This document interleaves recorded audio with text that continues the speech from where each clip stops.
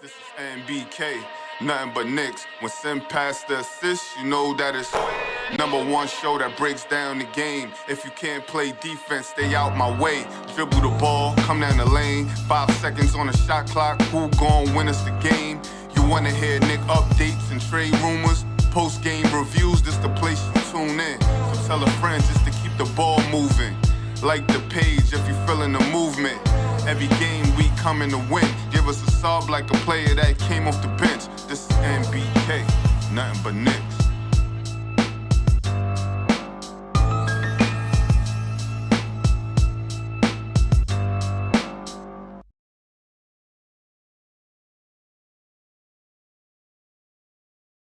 Second. Knicks family, what's poppin'? It's your boy. It's been a minute. I've been traveling, working and traveling and doing a lot of that stuff. But I got my brother Tony here, and we're going to just break down some things going on in the off season, beginning with Karl-Anthony Towns and his potential contract extension and what that outlook is like. Tony, my brother, my man, what's popping? Because it's been a minute. It's been a long minute before either one of us has been on. You know what I mean? What's good with you? Well, first off, what's up, champ? What's up, champ? Yeah, word up. You know what What's I mean? up, champion? We're still champions out here. That's the energy all year. Word. You know what I mean? We're still champions out here. But yeah, I'm doing good, man. You know what I mean? We both been on kind of a hiatus. A little bit of one. A little bit of hiatus. You know what I mean? You know, just had to handle some business. Life is life. Right. You know, after a busy championship season, we just had to handle, you know what I'm saying? We just had to handle some personal business, get that taken care of, and then get back in the saddle. You know what I mean? I've been traveling all around and doing things to make a living, make more of a living than I do on this YouTube thing. You know what I'm saying? And so here we go. We ready to get back in the saddle and get back moving and you know, talk Knicks again. You know? What's your thoughts on the Karl-Anthony Towns potential contract extension? What it might look like? The Knicks wanting him to take a discount. Cat wanting to be a New York Knick for the rest of his life. All of those things. What's your take on it? All right. I'm conflicted, right? And I say this because my mindset is and keep enjoying this championship run. You know what I mean? Like all year long. I'm just gonna let it play out and see how it goes.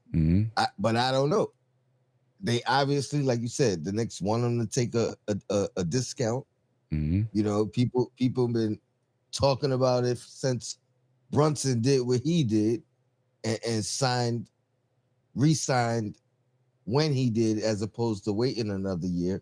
Right. And how that was put out there and perceived. But you know, I'm for guys getting their money. If he's agreeing to it, once he came out publicly and said he was willing to, I think they was gonna hold him to it. You know what I mean? Right. He lost leverage. Yeah. You know, personally. Go ahead. My bad. Keep going. No, but I think he does want to be here. Yeah. I definitely think he does want to be here. Without a doubt. And if that and he's been talking about sacrifice all year long.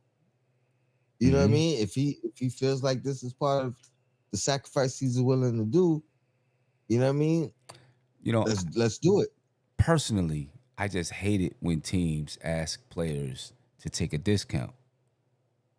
Even though it's my team. And I understand why, right? I understand that, you know, the Knicks want to continue to win championships, build the team, et cetera, et cetera. I understand all of that. I just hate it when teams ask players to take a discount because, and I'm not saying the Knicks will do this, but we've seen it with other teams. how, you know, the loyalty to the player is not always there, right? It's not always there. You know what I mean? As soon as that player is not good enough to contribute what you want or need that player to contribute, it's peace, I'm out. You know what I mean? So now a player took a discount, and I know they're making crazy money, but we're talking about principle now. You know, forget the dollars. We're talking about principle. The player takes a discount, but then when you no longer need that player, you know, it's bye-bye. You know what I mean? You're not – I could see if teams had made a habit of, okay, you gave us a discount, you passed your prime, but we're still going to give you a nice contract because you gave us a discount back then to help us win. You know what I mean? San Antonio maybe would do something like that back in the day. I think they maybe did it with Manu Ginobili. But teams haven't made a habit of doing that. You know, I mean, it's even tough. to a lesser extent, you could throw Udonis Haslam in there. Yep. You know what I mean? Like paying guys on the back end. Yep. You know what I mean? And off of principle. Yeah. You know what I mean? Like he wasn't a star, but his value to the team is what was making him worth being paid. Yeah. And you could argue he took less money throughout his career and then got it back on the back end. Yeah. You know what I mean? So yeah, it's tricky. And I trust this organization. I trust this front office. The person I don't trust is James Dolan. Yeah. You know what I mean? That's the one. That's the one. So it's like, that's why it's like, I'm trying to stay positive and enjoy this championship. You know what I mean? I feel you. But he keeps poking his head out there. You know what I mean? He keeps saying things. Right. If he just stays quiet, my perspective is totally different. Yeah. And you know what I mean? If he comes out and says things when he doesn't need to. Right. And listen, you know, Cat's just a nice guy. And not only is he a nice guy, but he wants to be known as, you know, someone who's willing to sacrifice. He wants to be known as somebody who is, you know, a team player, all of those type of things. You know what I mean? Oh, hold on for 1 second. You got my guy in the background here listening, and take that off for a second. He'll call right back. You know, he's a nice guy. He wants to be known as, you know, a guy who's willing to sacrifice, a guy who is willing to, you know, give everything for his team to win. You know what I mean? So, yeah, he'll take a discount. He's already made money. Right? He's made a lot of money. So, yeah, he'll take a discount. I think he will. You know, just so he can show the world, hey, this is what I'm about. I don't know. I don't always think it's right, though. That's just me. I don't always think it's right.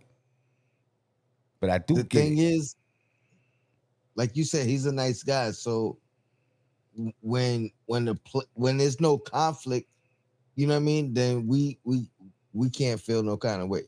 That's you know true. what I mean? Like we should only feel some kind of way when it's conflicting. Yeah. You know what I mean? Like, again, like the Mitchell Robinson situation.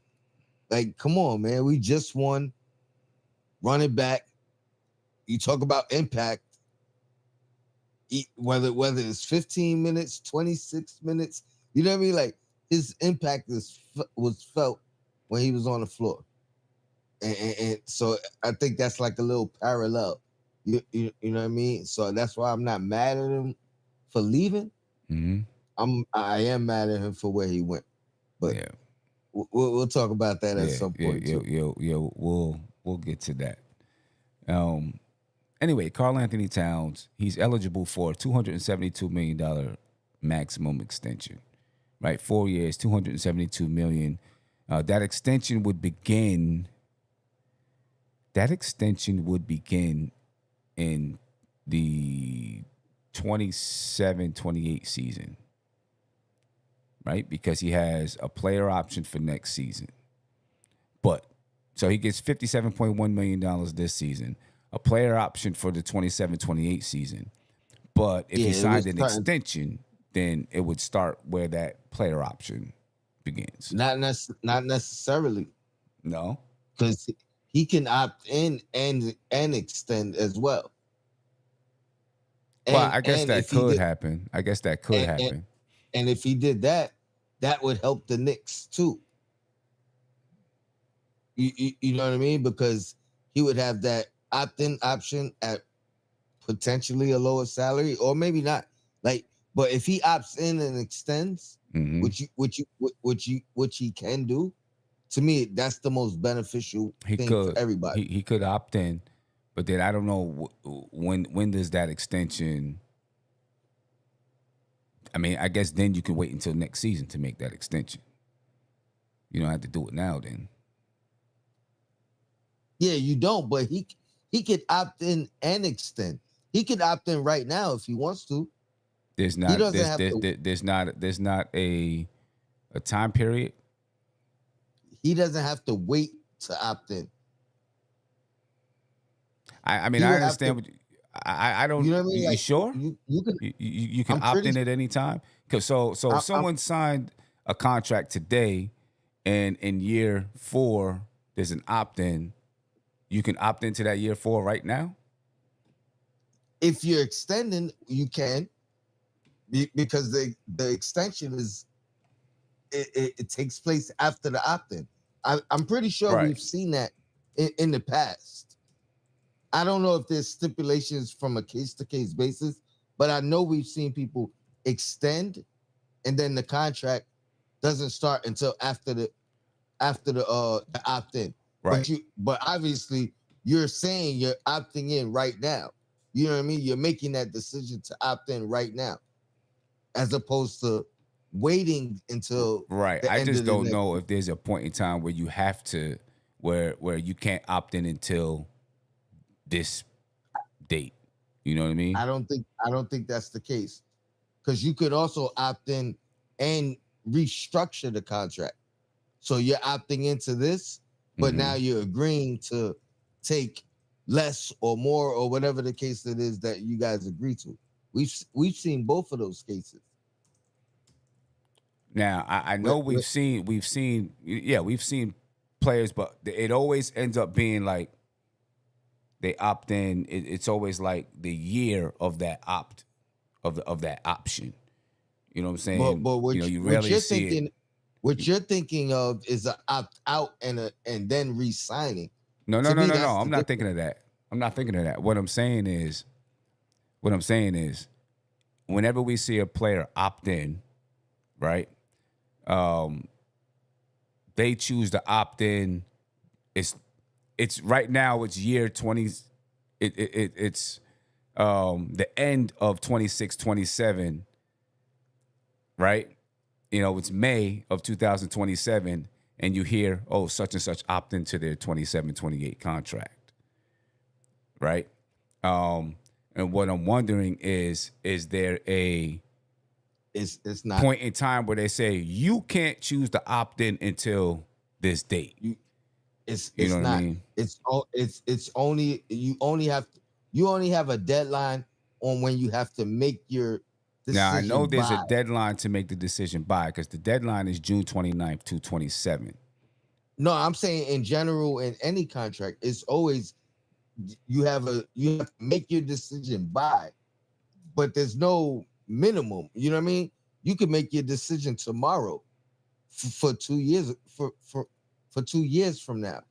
But again, you're only gonna do that if you're extending off of it. You know what I mean? You're not gonna make your decision early without knowing where you're moving forward afterwards. You know what I mean? So I'm like 95% sure. Okay, so I'm reading. Can opt in. So this is off a Spot Track. It says Karl-Anthony Towns cannot opt into his 27-28 player option right now because that option window is not open yet. Okay.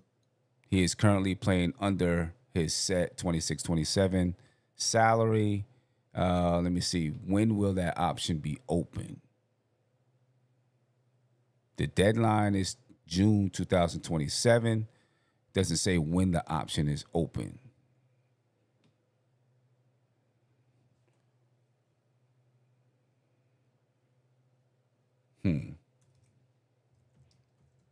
I'm positive we've seen people sign an extension, but have to opt in first. So maybe you're right. Maybe there is another window for him to opt in and sign the extension. Right. So there's an option window. So you have from this time to this time to opt in, and then you can sign the extension. Or you can say, okay, yeah, I'm going to opt in to that, and then you're going to extend me after that. You know what I mean? So my extension starts 28-29. I opt into my $61 million for 27-28, and then my extension begins 28-29 for 4 years or whatever it is. But I don't see anything that says when that option window begins. But the only reason I'm thinking what I'm thinking is because I know people who had 2 years left on their original contract and they already signed their extension, and it didn't even start to 2 years later. Well, yeah. I guess you can sign an extension because like right now he can sign the extension and the extension won't start until 27-28. Which would be 1 year later, right? Which would be, well, it would play this season. Well, it would be 1 year later.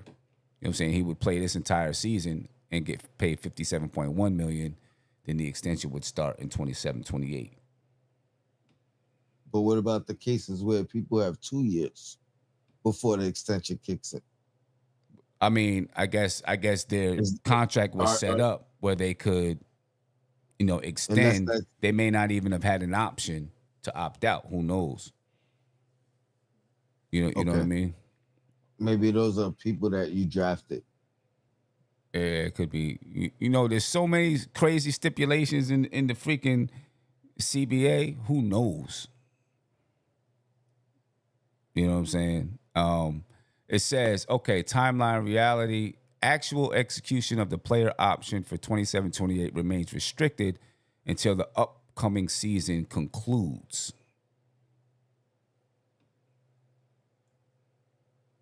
So, I don't know. Kind of got to have the CBA right in front of you. You know what I mean? But if you were Cat, if it was you, would you accept the discount? Would you take the discount, or would you just say, "Nah, I want my money"? Well, here's the thing. You always also gotta weigh the market, right? Yeah. So you gotta know that if the Knicks aren't paying you what you think you deserve, you could get it elsewhere. You know what I mean? So it's like it's a big old chess game from every angle. It is. You know what I mean? You seen people turn down contracts and then have to settle for less. Mm-hmm. You know what I mean? You seen people turn down contracts and then get the money they wanted from the beginning. Right. You seen it from all angles. So that's what he got to figure out. If I was him, if I believe I'm worth what I'm asking for, and I think I can get it on the open market, then you know what I mean? Then I'm a bet on myself. Yeah. See, I feel like he has the upper hand with the Knicks, to be honest with you. You know what I mean? Because and if he says no, I want my full extension, they're gonna give it to him, I feel. Right? Because they just coming off of a championship. You know what I mean? They don't want to mess up the chemistry. They don't want to then say, well, all right, you play this year. I mean, they still have time. They still have time, I'm sure. But you play this year, and then, we're gonna trade you in your opt-in year. I don't think they want to mess around like that. I think they want to lock it up so that they have this window of players that are locked up, their core locked up, so that they still have this window to win more championships. but it still boils down to the guy I was talking about earlier, and him not wanting to go in the second apron. Because Well, yeah, if that is the, you know what I mean, the right. the If point if that's where what you're it not trying to is, go past, not, you know what I mean, like I don't know how that works, that's true. because JB's extension is coming up. Hart extension is right now as well, Mm-hmm. like right with Cat. That's You know what I true. mean? So That's true. That's so true. again, it's like, that's why I hated that comment, because it was like, do you not want to go into the second apron? He made it seem like we never going into the second Right. apron. Where I feel like the front office thought was, we trying to prolong it as long as we can. But eventually we're gonna have to get there. Yeah. And if that's what James Dolan said, I'll be like, all right, I understand, I get it. But he made it seem like, nope, it's suicide. We never doing it. And it's almost like we satisfied with the chip. Yeah. It's going to be interesting to see. You know, I think that um my personal opinion is that Cat's going to take a discount. If I'm Cat though, if I'm Cat and I'm considering taking that discount, I'm going to say, all right, if No trade show clause. me, what'd you say? I Oh, said no no trade trade clause? clause. Psh, yeah. Hell yeah. Hell yeah. If I'm gonna take a discount, no trade clause, and show me what you're gonna do with this money to make sure that the team gets better. I know you can't tell me every single player that you're gonna get, but you know, what's the plan? What's the idea? What's the thought behind it? And yeah, no trade clause. Hell yeah, no trade clause. You know what I'm saying? Randall said if you pay Cat the full extension, you're gonna lose Josh. You know, I mean, Two-part question, two-part question, and then I gotta run to the bathroom. But pardon me. yeah. Oh, Nah, you good. Josh Hart. Well, first question. Yeah. Did Cat raise his trade value? Like if he's I playing that think. game with, because you talked about Oh. his leverage. You know Uh-huh. what I mean? But from the other side, if we not negotiating, or we come to a standstill, and they got to make a decision, is Cat movable enough to where you getting a good enough return to where it's, you know what I mean, like you want to trade, or it's equal. That's the first part. And then to Rondo's statement, if you losing Hart, does that mean you trading Hart?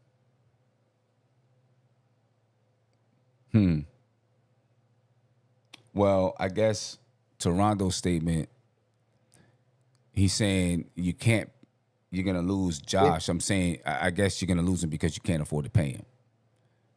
but if So you know that, are you moving him? so Are but you but trading him before you lose him so I guess for nothing? if you're trading him, I mean I guess you're trading him for draft picks, or I mean you're not gonna trade him for the same salary. You could trade him for the same salary. You're not going to trade him for more salary, because the point of him not being extended is more about him getting more money than it is about Right. him I mean, I just mean, coming I back. mean, I guess you would, if that's the case, you would have to trade him before the extension hits, right? For a player whose contract ends at the It's same equal. time it could be equal, but it ends at the same time the extension kicks in, right? So So that you think we losing Josh because we can't afford to keep him at the same salary, or we losing him because we can't afford to give him a raise? Because well, I I listened guess to it would. I Josh. guess it would It's, to depend. me, It he's would good. depend on when his salary. You know how long his contract is, and let me see if I can pull up his contract.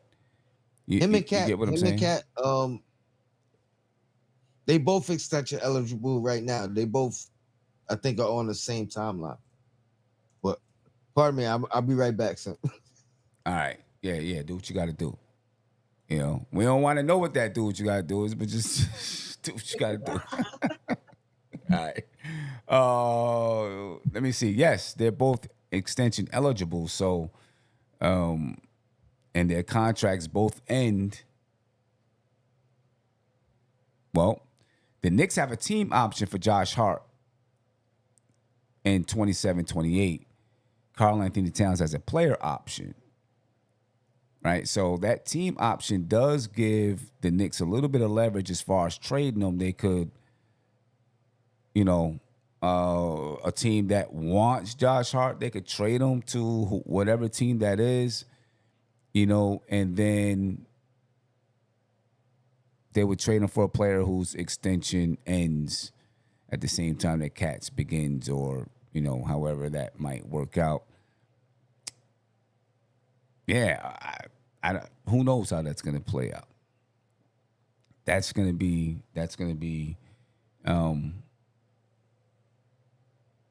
interesting, to say the least. It's going to be interesting, to say the least. Realistic said this dude is wilding. I'm assuming that you're talking about me saying that Cat should ask for no trade clause if he gets a hometown discount. I don't know why that's crazy. If he's giving a hometown discount, like what is he going to get in return?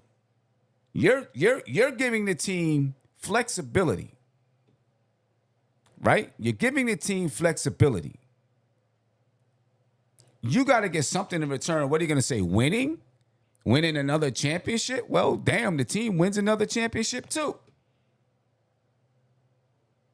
So to me, that's not.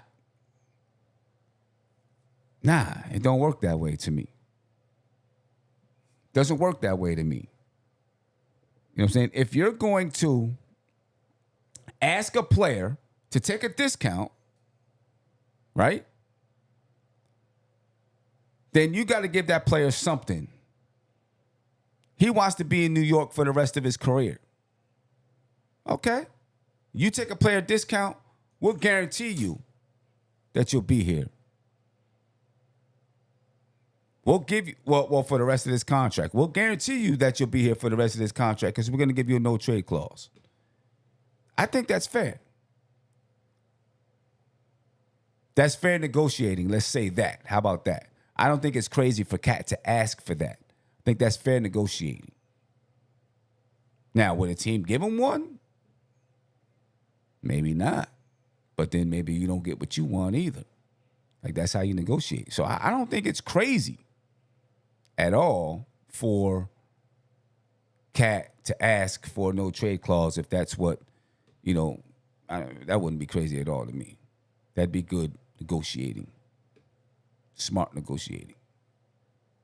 Tony, we had, a guy here, the realistic, said I was, I guess he was probably saying both of us was wilding about Karl-Anthony Towns possibly requesting a no trade clause if he decided to give a discount.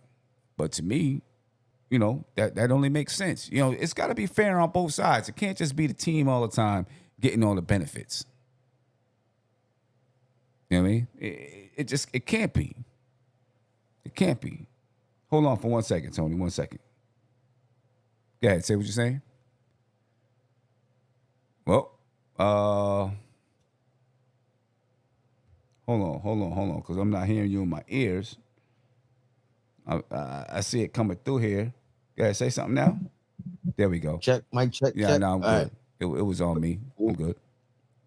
What's he saying? What's he making this year? Cat 57.1 mil. And next year it would be like 61 mil. So again, let's go with the 61. If he extends for something like 10 million less a year, you gotta give him something back in return for that. Yeah, right. Gotta give him something back. If he could be making 60 and he say, "Oh, I'll take 50 or possibly less." Yeah. You know what I mean? Like you got to give him some security, something back. Right. So I don't think that's crazy. Nah, that ain't especially crazy if the question was if I'm Cat. You know what I mean? If you was Cat, you know what I mean? Like if I'm gonna take less, I need some leverage too. I need some leverage too. Or the realistic said, hold on, let me get this up here. He needs a Kawhi Clippers arrangement. Nah, we don't need none of that. We're not trying to do that over here, bro. You bugging. Not with Pablo out there. Yeah, word. Not with Pablo out there catching people up and shit. Hell nah, man. You mess around, that's crazy. You know what kind of heat would come the Knicks' way if they did that? If they did what the Clippers did with Kawhi, you know what kind of heat would come the Knicks' way? My gosh. The funny thing is, as much I don't even think Dolan would have that. Like if it happened, it wouldn't be from Dolan. You know what I mean? It would be from somewhere else. I'll say that. It would be from Dolan. Yeah. Dolan would have no knowledge of well, of at least yeah. I mean, I guess that yeah. He's smart enough not to have knowledge about it. Just get it done. I don't care how. Just get it done and don't tell me how you got it done. You know what I mean? Just get it done. Yeah, I guess, the Knicks wouldn't do that. Dolan is too conscious of his image. Yeah, he would want the credit for, you know what I mean? Like, so if he wouldn't do that. Nah, he wouldn't do that. Where I can't take the credit? Nah, I ain't doing that. He ain't doing that at all. So we'll see what happens with Cat and the Knicks. I'm pretty sure they're gonna come to an agreement on something. You know what I mean? The relationship is good. CAA client. It's gonna happen. You know what I mean? That's for sure. It's gonna happen. Randall said. I see a lot of LeBron talk in the chat too. Yeah, some corny ass 76ers fan, you know what I mean? Who's mad that the Knicks whooped that ass, who's happy now that they got LeBron and thinks that they're going to return the favor. I don't think that's going to happen. We're going to talk about that in a little bit, non-phased growth. We're going to talk about that. Randall, 1973, if Cat wants to get a full extension, that would be an average of $68 million a year. I'm not paying him that type of money. Well, shit, we're paying him that type of money now. What are you talking about? I mean, it's a little bit less. If he opts into his contract next season, he's making $61 million. If he opts into his contract next season, $61 million. That's basically the same amount of money. Now, I do know, over the years it would go higher. He'd end up making $70-something million. But, listen. That's where the negotiation comes in. Right. You want me to take 50? You want me to take 40? All right. This is what I want in return. Word. That's all I'm saying. Word. I'm paying $20 million for no trade clause. Word. I'm paying $15 million for no trade clause. Exactly. You know what That's I'm saying? all I'm saying. If you want that flexibility, you got to give something. Got to give something. Realistic says, y'all think Cat would take less? Trump will take care of. Man, get out of here. What you talking about? Well, I don't disagree with him. Under a certain, I can see in a certain circumstance, Trump would take care of him. Yeah, I mean, I'm sure it would. But all money ain't good money. Word. And if that got out, do you know what kind of backlash James Dolan would get then? Oh yeah, that's your homie. Be crazy. Yeah, I don't know. And yes, Josh Hart's before you left, we were talking about Josh Hart. His contract ends the same exact time as Cat's. But he has a team option for $20 million, $22 million in 27, 28. Which again, that means the leverage for him is not even in his court. So when you talk about negotiating, now the team could come to him and say, hey, we want to keep you, but we can't keep you at this number. You know what I mean? Right. But we'll lock you up for 4 years, but it got to be at this number instead of, you know what I mean? Like it's a totally different leverage with Cat and Hart. Yeah. Yeah. Totally different. Totally different. You know, I don't know. Joseph said, let's go Knicks. That's without a doubt. Let's go Knicks. We still riding high, baby. We still riding high. You know what I mean? There's still tons of gear out there. People making tons of championship gear. You know, I'm still waiting for my championship hat to come in the mail. My fiance bought it for me. You know, so I'm excited to wear it, but I'm waiting for it. She got more Knicks gear than me. Now, I'll need my damn hat. What's going on? You know what I mean? Need my hat. But anyway, LeBron signed with the 76ers. Right? 2 years, $8 million. $4 million a year. Let's do the elephant in the room though. Okay.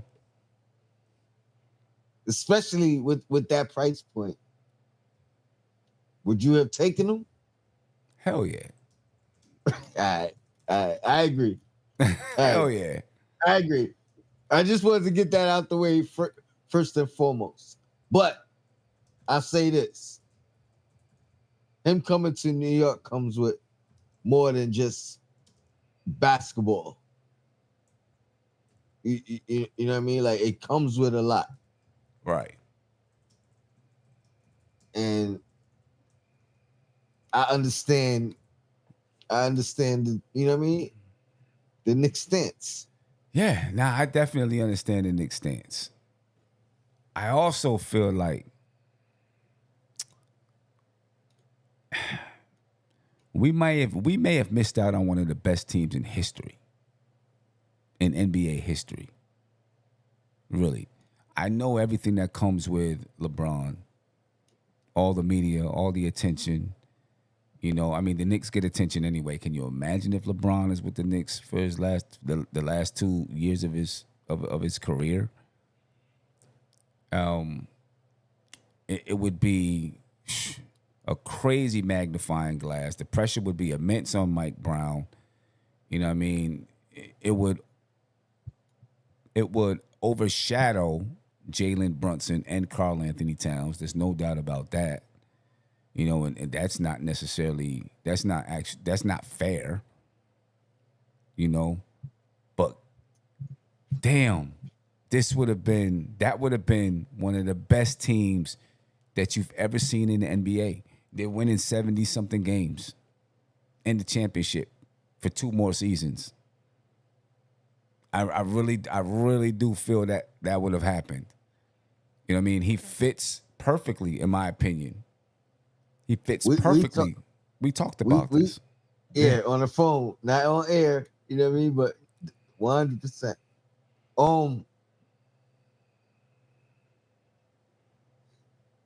This is the most important thing, I think, and you just mentioned it: the overshadowing. Yeah. Right.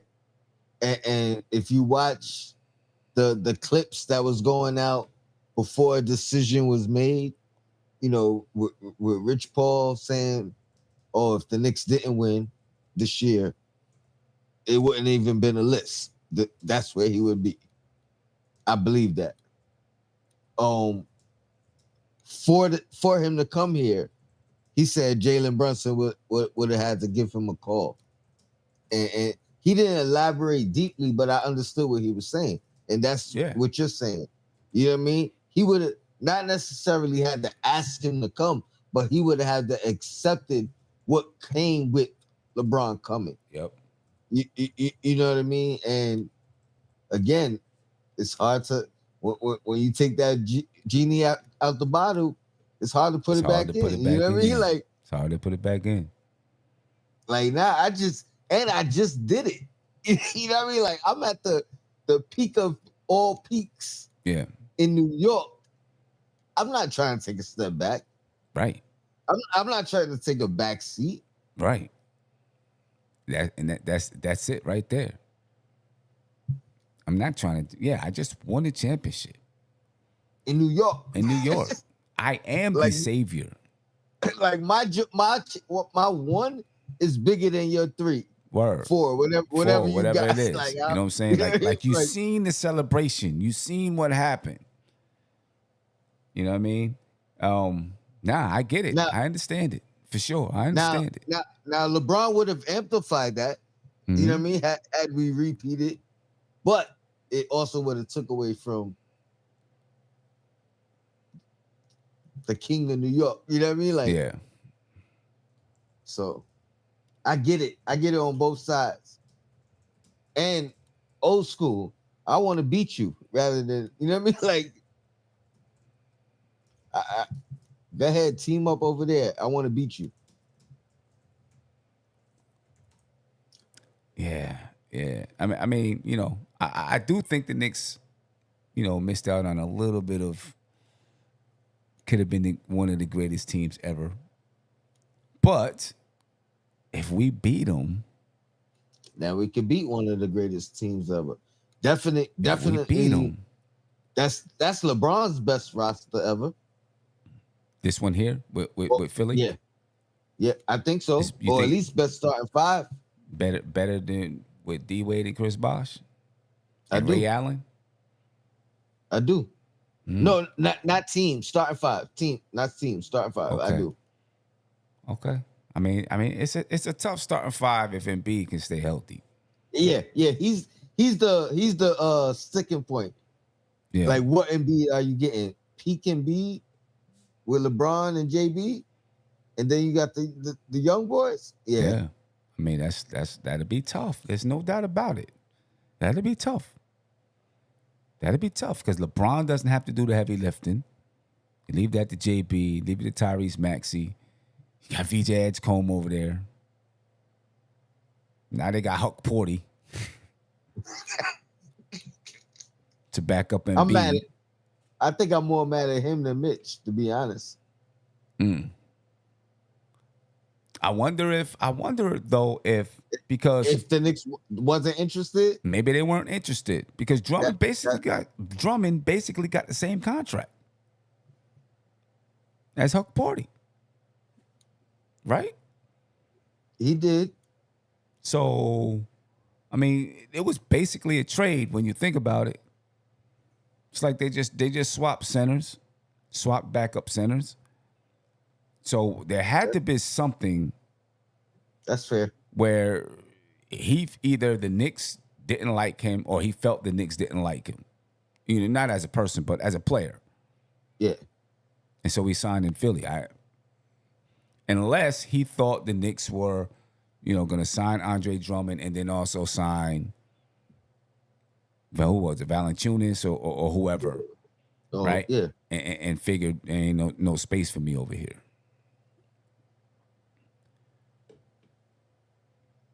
You know, I don't know, but unless maybe Philly guaranteed that he was going to get burned. I think that's what it was. I think that's what it was.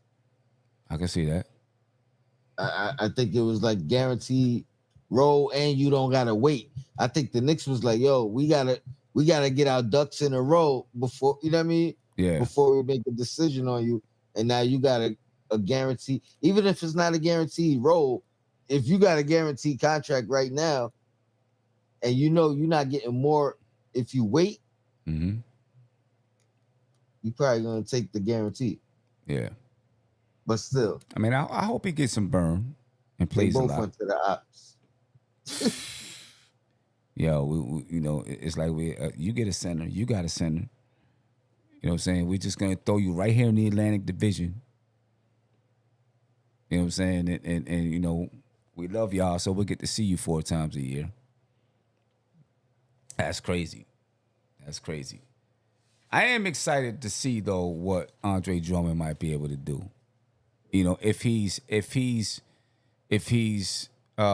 because he knows he's gonna be in New York, you know, maybe his mindset, his focus, his preparation is a little bit, you know, higher. So a lot of things that I used to kind of champion campaign Mhm. and even Landry Shamet to a lesser degree as far as like fighting to stay in the league and or finding their way back in the league and that being the motivation, the hunger that they play with. Right. Um I do put Drummond in that kind of same category as far as like contract wise, you know what I mean? Like coming from, and he spoke about it, like coming from $100 million contract to now you a veteran minimum guy and you gotta find your way and redefine yourself. You know what I mean? Like thinking you about to be your trajectory going up to Yeah. now you just at a base level, Yeah. you know what I mean? Base level player. So Yeah. I agree with you in that sense of kind of being rejuvenated Mm-hmm. and having something to play for, knowing like this is where I am salary wise, but my impact could be bigger than that. You know what I mean? So Yeah. I Yeah. agree with you in that sense. Like I've grown on the signing. You know what I mean? Like in real time, it was underwhelming, but he has a defined elite skill set. You know what I mean? That is undeniable. Right. And if you're just making a comparison, he got a better offensive game than you know what I mean than Mitch. You know what I mean? Like he's almost equal rebounding wise and has a better offensive game. Yeah. The difference is the defense, but That's the difference. we utilize him for what he's great at, and I think we'll be fine. Yeah. We still need help defensively in that position, Right. but Right. Um, where does this put Philly? Oh, and non-phased growth said Andre Drummond has butterfingers, high turnovers, but he'll work hard for you. Yeah, you know, a couple of years ago, not a couple of years ago, a while back, when Andre Drummond was a free agent, when he was playing with Detroit, I think it was Detroit. There was a lot of talk about him coming to the Knicks, and we did a lot of studying on Andre Drummond. You know what I mean? So you know, we know who he is. And it looks like non-phased. Non-phased, it looks like you took a piece of my image and put it into your image. Like, are you jocking me? What's the deal, bro? You know, you got the orange with the line through it. That's basically what I have on the screen right now. Then you got an N, like, well, the N is from YouTube. But what's good? What's happening with you, bro? What's up? Let me know. I don't know what that is. it's admiration. I hope so. Admiration, non-phase. I'll take that. I'm gonna take that. I'm gonna take admiration. Appreciate that. But what do you think this puts Philly? Do you think it puts them above the Knicks in the East? I'm not gonna say that in year one because I know historically, and again, I probably sound like the people that used to talk trash about JB, but historically, no matter what it is on paper, it doesn't happen in year one. You know what I mean? So, Right. but on paper probably, but when you talk about chemistry, you know what I mean, camaraderie, like That's still a new team being put together. When you talk about two big integral pieces to your roster, Yeah. It's an adjustment Right. for everybody. Right. Every single body in that starting five has to adjust now. Yeah. The only the only the only consistent might be if Joel Embiid misses games. You know what I mean? Like even if he's healthy, that's an adjustment because they not used to that. Mm. And they had to play two different ways when he was available and when he wasn't. You know what I mean? LeBron at his age, he's still great, but he gonna miss time at some point. Yeah. Like you probably want to hope it's early than late. You know what I mean? Like, but he gonna miss some games. You could probably throw 20 games missed. You know what I mean? So non-phase says he doesn't have any orange, but when I'm looking at his thing on my screen, it has an orange. Maybe it's see-through. Maybe that's why. All right, you won that one, non-phase. Maybe it's see-through. Maybe your image is see-through on my screen. Maybe that's why.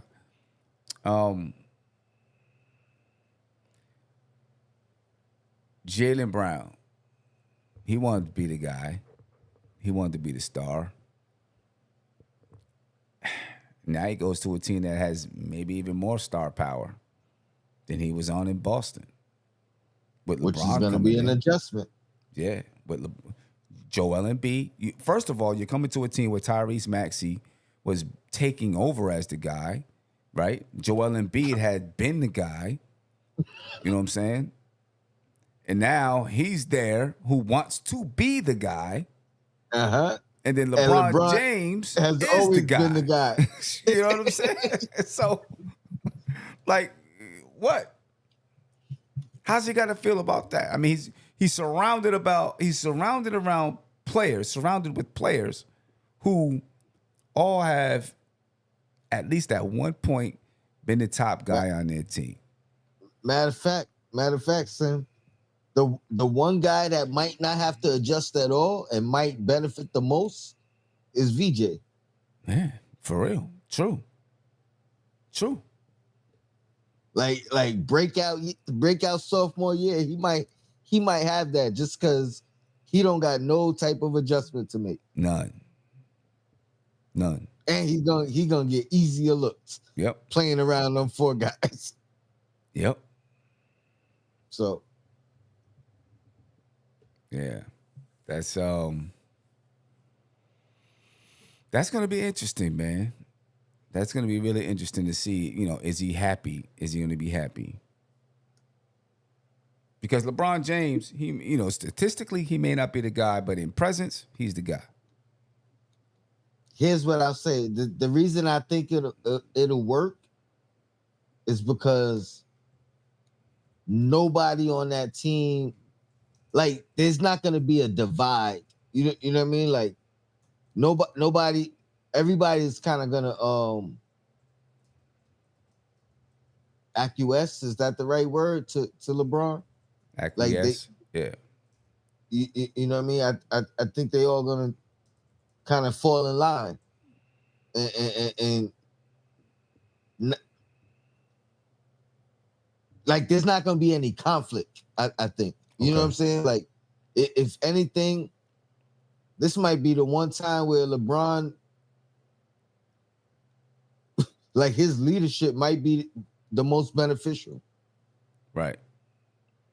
Yeah, it's gonna be interesting to see how that fits together. I mean, they definitely had the potential to be really, really, really, really, really good.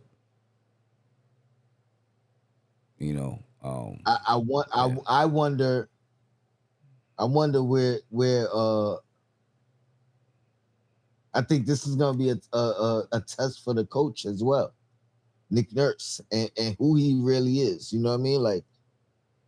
Like that's another interesting dynamic for me. Like, because I think the jury is out. He won a chip, no doubt.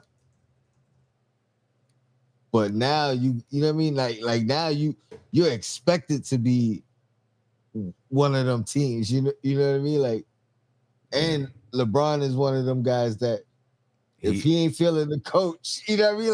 Like if so, that's what I mean. Like, how do they click? Do they click immediately? And so that's another dynamic that I'm interested in. Yeah, that's gonna be it's gonna be funny. I think the Knicks are still better.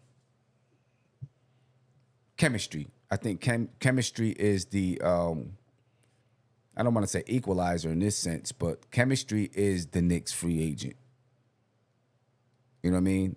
Mike Brown was new last year. The Knicks won a championship. They were still figuring out how to play under Mike Brown. A lot of room for growth. A lot of room for growth. You know what I'm saying? A lot of room for growth with this basketball team. Kind of just fell into the whole cat as a hub thing, and had a run with that, but still reverted back to, you know what I mean? the Brunson dominated and won it that way. You know what I mean? Won it that way. So you know what I'm saying? When they had to, there's still OG. You know what I mean? Like OG. I told you, Sim. OG in the playoffs was not the OG all year long, but I was telling you all year long, OG looked different. Yeah, you know what I mean. Yo, so and let me tell you, man, like if OG continues to step up that way, that's also another free agent. Another right? dynamic.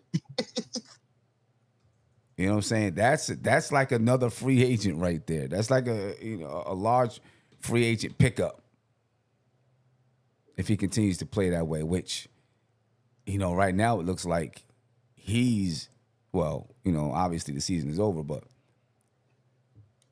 like his confidence is sky high. You know what I'm saying? Sky high his confidence is. And I think he now feels like he's one of those guys, right? I think he feels like he is like one of the best players on it, which he is, and we know that. But I think he understands it right now. Like, hey, I'm one of the guys out here. You know what I'm saying? He might be with the way the roles are right now and the way they were in the playoffs. He might be the Knicks' second best scorer. You know, and you could argue. I'm not gonna say best player, but I feel like he hasn't said it, but the way Jalen Brown was saying, "Oh, I'm the best two-way player in the league," OG can feel that way and have a legit argument. You know what I mean? Like, word. I'm the best two-way player in the league. Yep, and have a legit argument to it. So so yeah, OG. If OG takes that step to being an all-star, all NBA, all defense, or defensive player of the year, you know what I mean? Like if he takes that step, it's just gonna give the Knicks. I mean, it gives the Knicks that something that they haven't had before. And I don't see a reason why he wouldn't take that step. I don't see a reason why he wouldn't. This is what he's been asked. This is what he's been saying since we got him, right? Yeah. I feel like I could do more. I feel like I could be have a bigger role, have a bigger impact. Yeah. And he built his way to that. Yeah.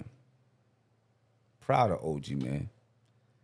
And think about when he signed the contract, right? Mm-hmm. It wasn't like we didn't make a big deal out of it, but the consensus was like, damn, yo, that's a lot. You know what I mean? Like, that's a lot of money. He gotta build his way to that status of equaling the contract. You know what I mean? Like, when he signed the contract, he wasn't there yet. Right. But now it's like, oh, that was a steal. Yeah. You know what I mean? Like, I mean, there were a few people here and there who would be like, yo, why are we giving OG this pass? You know what I'm saying? He's getting paid such and such and such. Why are we yeah, giving him this pass? You know what I'm saying? There were a few people that would say that. yeah. Without a But it doubt. wasn't the consensus. You know what I mean? Right, Like, right. or it wasn't like he never got the energy that Mikal got. Oh, you know what I mean? Yeah, Like over his tenure. yeah, for Like sure. he never got that. Right. It was just He little, definitely never got what Mikal got. you know what I mean? It was just little talking points here, little, you know what I mean? A couple people here and there, whatever. Yeah. But it was never like to the like, damn, Right. You know what I mean? Like, Word. The Knicks have 13 players under contract right now. Karl-Anthony Towns, OG Anunoby, who we were just talking about, Jalen Brunson, Mikal Bridges, Josh Hart, Landry Shamet, Jose Alvarado, Deuce McBride, Jordan Clarkson, Andre Drummond, Dadier, Mo Diawara, and Tyler Kolek. Now you need to go into the season with 15. What do you think is on the Knicks' mind here? Are they like, okay, you know what? We're going to bring some guys into training camp. We're going to save 2 spots for training camp invites and see if they can do something or what? Or do you think, they're making room for trades, etc.? I think they've always operated with the mindset of trying to have some type of flexibility. Mm-hmm. So the fact that we only got 13 guys signed, I don't think that I think that's part of that flexibility. It's like every time I'm not happy with the way things are going with this front office, they do, like, if I just wait and chill, they do something. You know what I mean? They do something that flips the script. So at this point, I'm just waiting for them. I'm just having trust in them to find things. You know what I mean? Like surprising moves, whatever it is. I think the buyout market is open. Mm-hmm. You know what I mean? And they left themselves open for that position. Yeah. I think they're exploring. You know, I wouldn't be surprised if a douche move trade gets. You know what I mean? It's up in the air. There's been a lot of talk about a deuce trade. Possibly happening. Been a lot of talk about that. You might have to throw in one or two of the young guys to make some salary match in some way, shape, or form. So you know what I mean? We might lose I think the only people that are safe for real is the starting 5 right now. Right. You know what I mean? Jose, he just signed, so he's probably safe. You know what I mean? Clarkson re-signed, but I think if they could move him down the line, I think they would and will. You know what I mean? Yeah. And when you look at the Knicks' salary, I'm looking at it right now, have it on the screen. All of their money is wrapped up in this starting 5. Yep. Cat, $57 million. OG Anunoby, $42.5 million. Jalen Brunson, $37.7 million. Mikal Bridges, $33.4 million. Josh Hart, $20.9 million. After that, Shamet, 5.4, basically 5.5. Jose Alvarado, 4.4. Deuce McBride, 3.9. Clarkson, 3.8. Andre Drummond, 3.8. Dadier, 2.9. Mo Diawara, 2.6. Tyler Kolek, 2.3. Nobody else over 10 million. Everything's wrapped up into that starting 5. And I'll throw Shamet. Shamet is probably the safest guy that's off the bench. Mm. And when I say safe, I mean like he's probably the guy they probably don't want to throw in the trade. Right. And they, you know what I mean? Like if they do, it's gonna be a value thing. Like, all right. He's worth, you know what I mean? Like he ain't just a filler. He's not cat filler. Yeah. And so Karl-Anthony Towns for 27-28 has a $61 million player option. OG is signed through Well, he has a player option in 28-29 for $48.3 million. Brunson has a player option in 28-29 for $43.3 million. Bridges is signed until 29-30. He has a player option for $41 million in 29-30. Shamet is signed till 29-30. He has a player option at 6.5 in 29-30. Jose Alvarado was signed until 28-29. Mo Diawara, he's signed until 29-30, but there's a team option in 29-30. Dottier's got a team option for 26-27, a team option for 27-28, and then a qualifying offer for 28-29. That boy better start playing some ball. He better start hooping, or he's going to be out of here. He's gonna be salary filler though, because it ain't gonna be right. It's not gonna be based off his value as a player. Right. That boy better start hooping, or he's gonna be out of here. You know what I mean? You got that other Tyler boy that's ready to take his spot. If matter of fact, if he start hooping, he probably still out of here, because now the value is in the control that the team will have traded for. Yeah. So, you know what I mean? Yeah. And so, you know, if we're trying to, Bridges is till 29-30. I guess if you're trying to take this team out to 29-30, right? In 29-30, the only contracts right now are Bridges, Shamet, and Mo Diawara. Player options for Bridges and Shamet, and a team option for Mo Diawara. Nah, I think the big decision is the year before, when you got JB. Well, you got JB and OG. And OG, because now if you could work something out with them, which I'm not anticipating this, you know what I mean? Like, those are the two wild cards. When you talk about who gets the most money. Well, I guess what I'm looking at is 29-30 being the year that maybe that's the last year where you say, okay, after this year, you know, if we ain't doing something, then, you know, this is that decision year where maybe we break this up and move forward. And the reason why I'm looking at that year, because you got Bridges and you got Shamet on player options. You know, mainly you're worried about Bridges in that player option. You know what I'm saying? If you know, you find, like, if you're gonna extend OG and Jalen, you might extend them into 29-30. You know, Cat, his extension will go. Well, I guess you can, you know, depending on what you negotiate. You know, if you get everyone where their contracts kind of end around 29-30, you know, now that's your decision year where you're like, okay, what are we doing now? Like, all these people contracts end in this season, or, you know, now we can retool. You know, we got all this money to retool. This is the year. Okay, who's available, and we got to look at who's available. Who, you know, what free agents might be available in 29-32. You know, I'm pretty sure they look at that. If Cat opts into his last year under contract would be with OG and Brunson, right? Well, if he opts into his last year under contract would be 27-28. OG and Brunson, their last year is, if they opt into theirs, because they have player options for 28-29. But if they opt out, it would line up with Cat, right? If they opted out, if Cat opted in and they opted out, it would line up with Cat.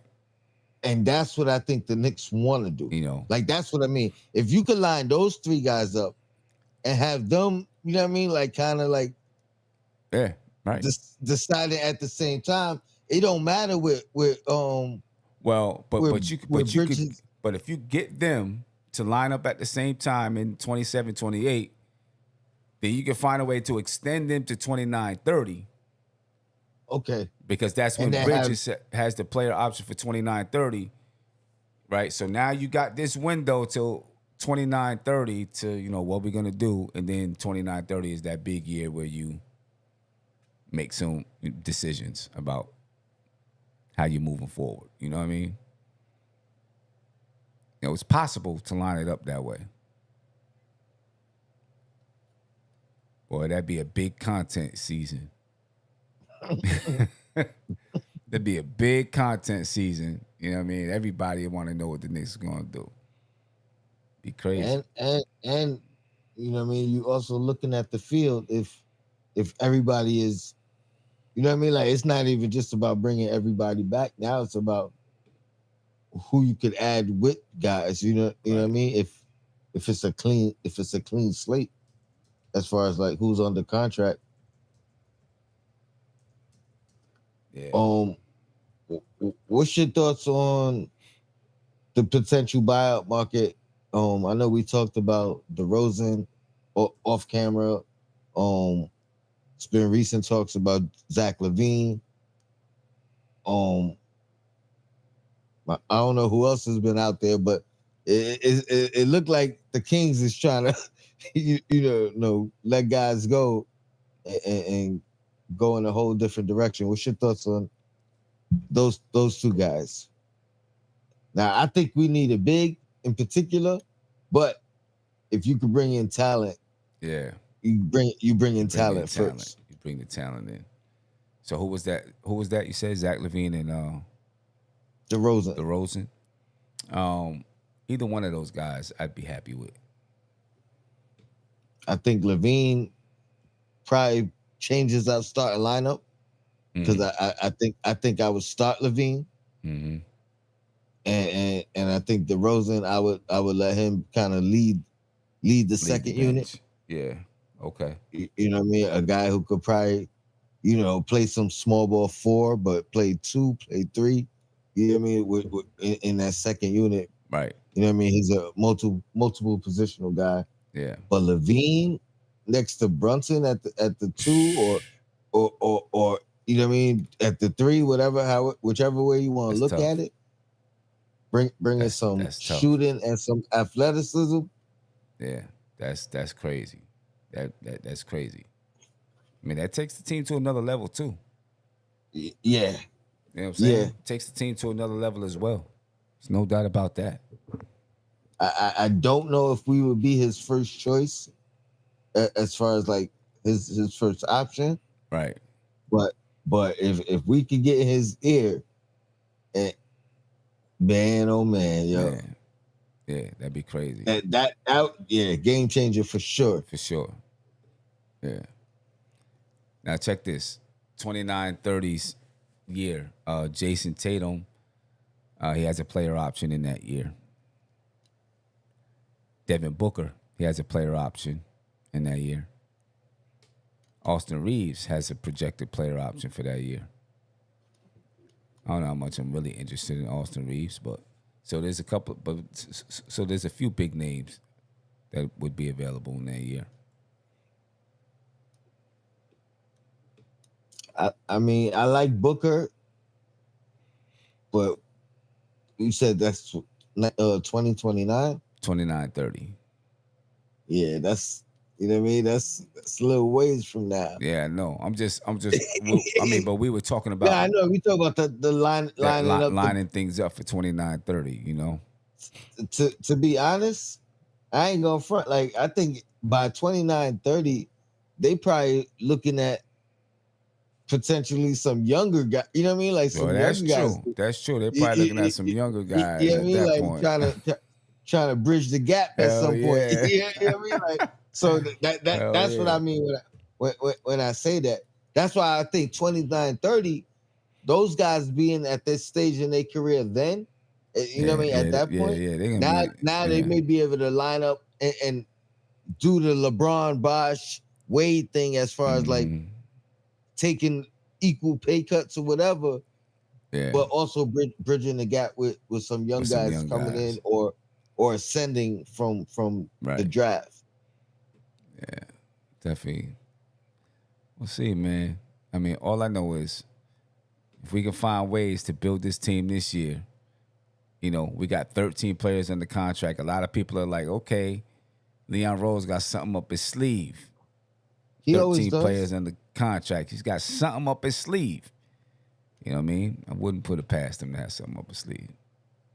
Like I think about all the times in the past. Like I'm like, yo, I was mad at the Tibbs firing, but I was like, it made it worse with the weight on the head coach, and then looking like they had no direction, like they didn't have no plan. That you know what I mean? Like that obviously worked out.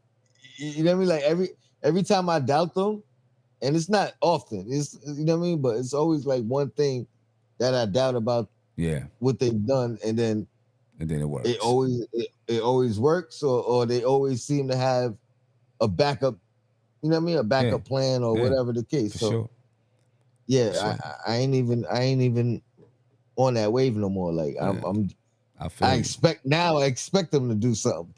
Pull a rabbit out the hat or something. Yeah, I feel you. Shout out to Raul Rosado. He said, how do y'all feel about playing Diawara at the backup 5? I mean, I think that's about who he's matched up against. What you know what I mean? Like, who we're playing against, what the team looks like. Yeah. But typically, I wouldn't want him guarding defending fives full time, even in the backup situation. Right. Yeah, I don't think I'd want that either. I don't think he's strong enough. Not yet. Not yet. Now, if he ever became strong enough, you know what I'm saying, his ability to be on the perimeter, you know what I'm saying, would and shoot the 3, handle the ball a little bit, would definitely help. But, you know, I think we got some time for that. Because, you know, he's a thin dude, and that's probably just his body type. He's just going to be a thin guy. You know what I mean? Yeah, I put him more in that Siakam. Yeah, exactly. You know what I mean? That 4, in like that a 4. frame. He's a 4. You know what I'm saying? He's a 4. You said, who are the backup centers today? Andre Drummond. There you go. Oh, I don't know if he meant ours. I think he was talking about who would Diawara be facing. Oh, but I mean, there's a lot of teams out there with 4 or 5 centers on a squad, and they ain't even willing to give one up for the. Yeah, so, I think you know.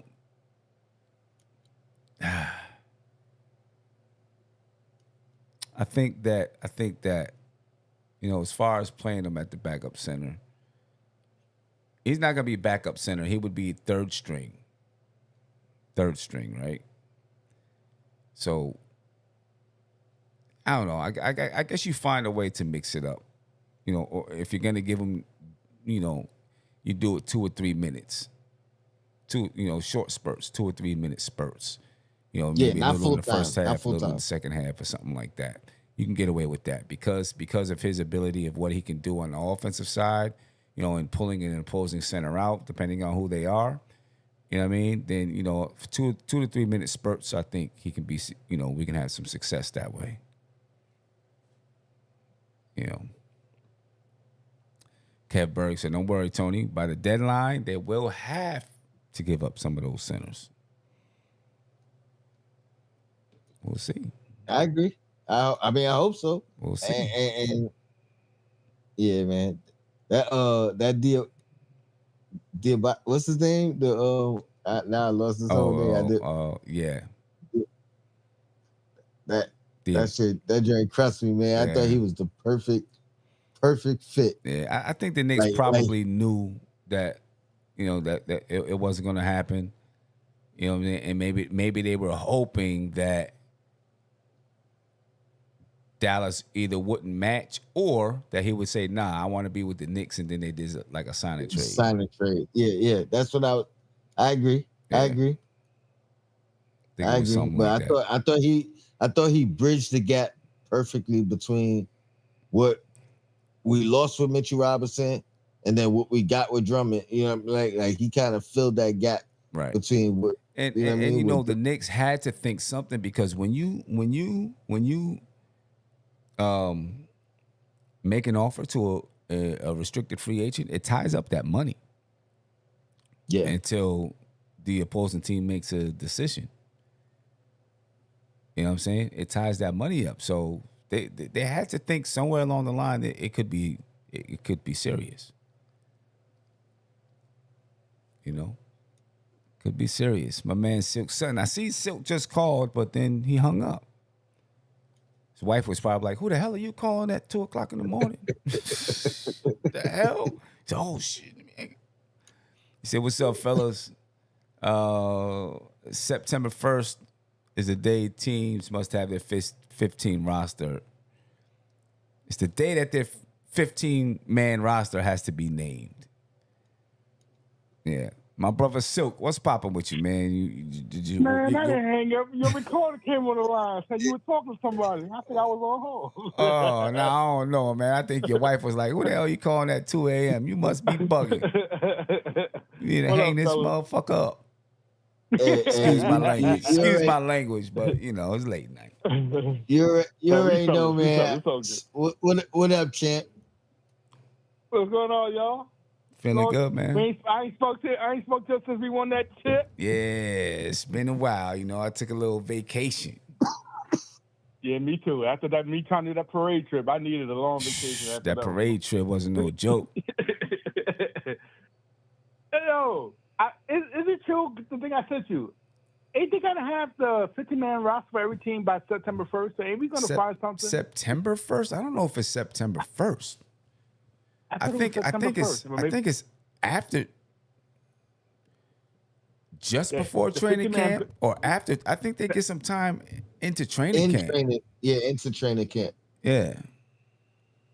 Okay, because it seems like a lot of teams this season don't have a lot of they ain't naming their two-ways yet. A lot of teams are holding off on two-ways later than normal this year. We don't have no two-ways. I heard. Well, LeBron held some things up for a little while too. You know what I mean? That's how LeBron does. But he held them. He held some things up for a little while. Do that. Yeah, let me ask y'all guys a question. I meant to ask y'all something since the last time we talked. Yeah. Does Stephon Carter remind you of Josh Hart? Carter? To me, Castle? He reminds me of the Spurs. He's a Spurs Josh Hart. Stephon. He gets offensive rebounds over people. You mean Stephon Castle? He hits a three. Yeah, Castle. I said Carter, yeah. It's like, yeah, Stephon Castle. He reminds me of Josh Hart. Maybe a little bit. Game. Maybe a little bit. I tell you who he remind me of somebody scarier than Josh Hart. Now granted, I'm not saying the equivalent, but he remind me of D Rose. He remind me of not young, not pre-injury D Rose. He remind me of post-injury D Rose, who's still a great player. But he don't have that D Rose handle finish though, like D Rose. See, Dylan Carter reminds me more of D Rose. The rookie reminds me more of D Rose than Stephon Castle. Stephon Castle has played good D. He offers a rebound. He'll occasionally get hot from three, but he's not consistent from three. He reminds me so much of Josh Hart. And I'm hearing that he went from 6'6" to 6'8". He done grown 2 inches. Okay. So that kid gonna be nice. I mean, how will his nephew gonna be nice? Yeah, I mean, listen, the Spurs, as much as I kind of started to dislike Wemby in this series, they're gonna be nice for a while. There's no doubt about that. They're gonna be nice for a while. They got a nice young squad over there. But for some reason, fellas, I think they're gonna have a hangover this year after losing to us. You think I don't so? think they're going back to. I don't think they're going back to the finals. There's gonna be that hangover. You know how somebody who losing the finals, they don't automatically spring back the next year. It takes a year after that. But you don't think that's gonna motivate them? Losing in the finals is gonna motivate them? The only reason I agree with Silk on this matter is I think they lack humidity. not humility. Humility. What's the word? That's what They I'm trying to don't say. got no humble to their game. You're right, Tony. They don't got no humble to their game. And I think that's going to be unless they change that part. I don't think they win. Okay.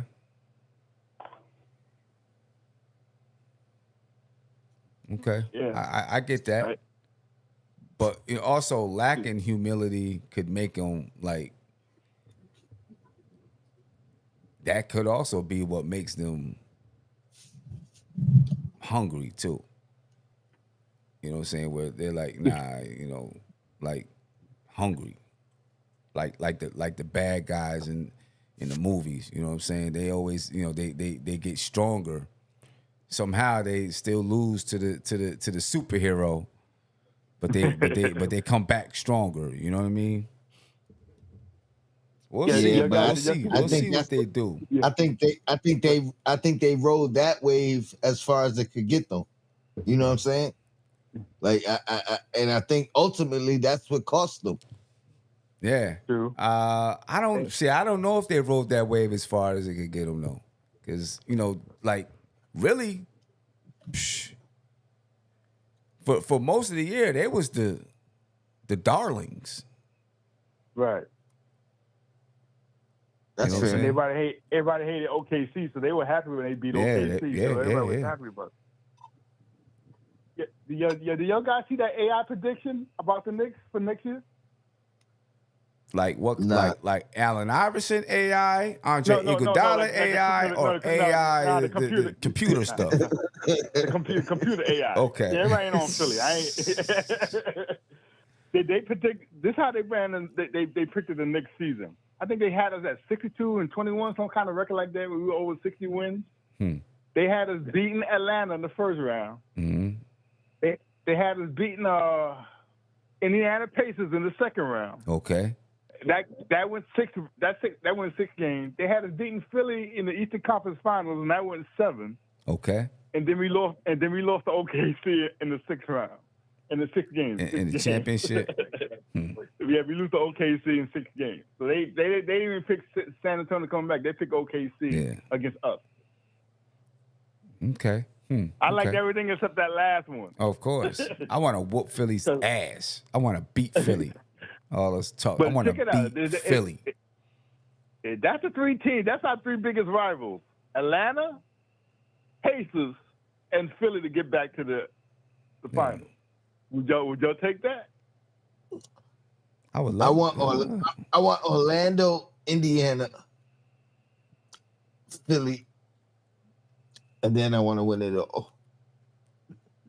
Orlando, but I want to beat Philly. I definitely want to beat Indiana, and knock them off of our bucket list because they the team that knocked us out our last 2 series. Hell yeah. I don't want to beat Atlanta again. Like I'm trying to go on a run where in our stretch we beat every team in the East. So I need Orlando on that list. You know what I mean? We beat Detroit already. We beat Atlanta already. Even though we beat Philly, this is a new team, so I want to beat them again. You know what I mean? But I want to beat every team in the East. So throw Orlando on there, and I'm with it. Yeah, okay. Orlando and Indiana. Shout out to my guy, Josh, formerly known as Uncle Fulio. Thank you for the super chat. He said the Knicks only have 13 players under team control. They need a minimum of 14. They might be planning something else before the market.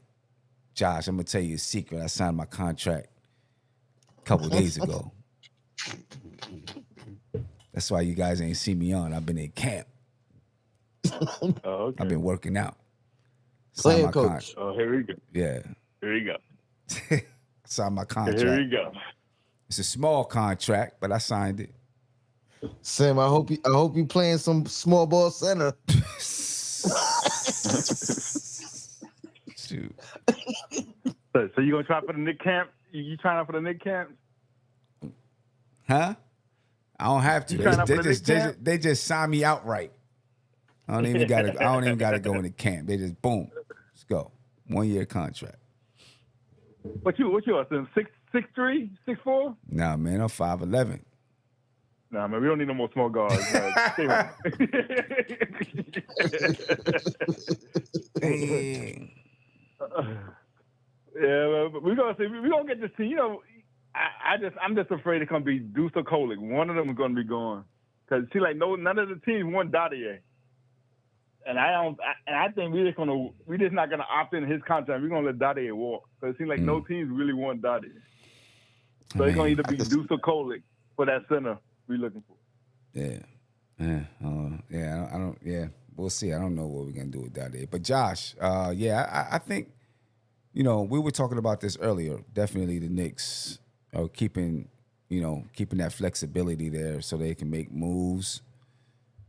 It's been traditional for the Knicks to keep some roster spots going into camp, right? So that they can look at some of these young guys they got coming in or make moves. So, tradition. At least with Leon Rose being here, it's been that way. Yeah. Josh said, I think they might sign and trade a combination of Kolick and Dadier. That's possible.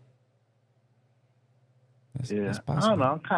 I'm kind of want to keep Kolick because at least Kolick got 2 more years on cheap money. I know I'm gonna miss Deuce, but I don't think we're gonna be able to afford Deuce because Deuce gonna actually average between 10 and 13 million a year on his next contract per year, and that's a little bit too steep for us. Unless we get rid of 3 players. Well, let's see what happens with Towns. Go from there.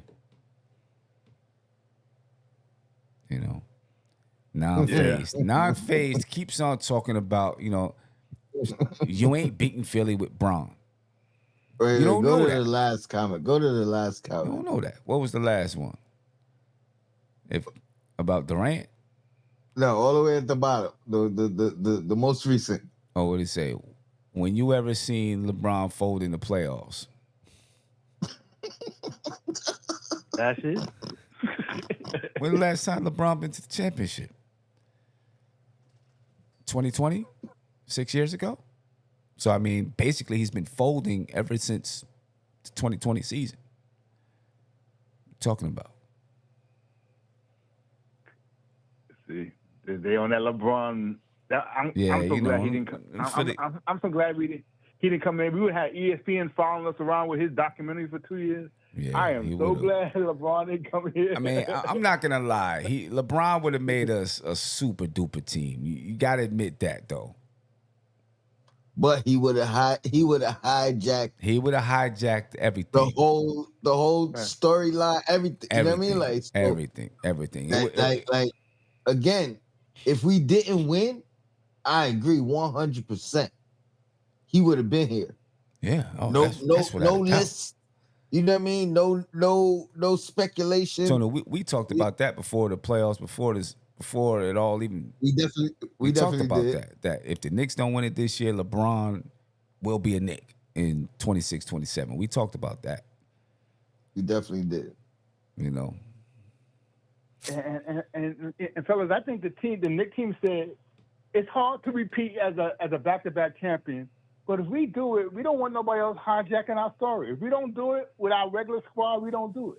Well, let's try to do this with our regular squad. I think Leon said, nah. What do you think James Dolan said, though? What do you think? I was just about to say, that's why losing Mitch hurt. That's why losing Mitch hurt. No, well, I'm asking, do you think I think James Dolan would have wanted LeBron here. I think Nike would have wanted LeBron with New York. I think Dolan's petty. I think Dolan's like, you didn't want to come when we were bad. I don't need you now. He also likes money. He also likes money, and LeBron coming to the Knicks would have been a cash cow. And we under the second apron. And we under the second apron, and then he'd be like, see. It would have been LeBron and Dolan. Hijacking every storyline. Man, that junk, yeah, Dolan would have been like, see, this is why we stayed under the second apron. I knew what Leon Rose could do, all that stuff, you know what I mean? LeBron would have had the cameras around, but it would have been mayhem. It would have been crazy. Nah, I'm glad we ain't got him. It'd have been wild. It would have been super wild, boy, yo. Sim, your boy coming back that you won last year. You want to pick him up? Who? What are you talking about? Ben Simmons. Oh. Hey, I'd rather him as small ball center than a couple of other people that was mentioned. Listen, I mean, I know his, the mental state and all of that kind of stuff, right?